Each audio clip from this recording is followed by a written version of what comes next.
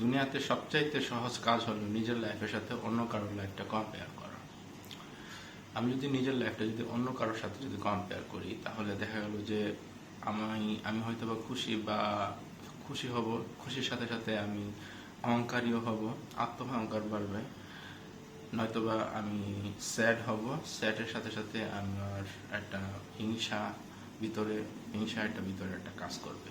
সুতরাং আমাদের উচিত সেলফ ডেভেলপমেন্টের দিকে নজর দেওয়া এবং নিজের লাইফের সাথে নিজের কম্পেয়ার করা। আমি যদি গত মাসে কথার কথা আমি 10,000 টাকা সেভ করছি, এই মাসে আমি 10,000 টাকার চাইতে বেশি সেভ করব। গত মাসে আমি এই কয়েকটা ভালো কাজ করছি, এই মাসেও আমি এই ভালো কাজগুলো কন্টিনিউ করব।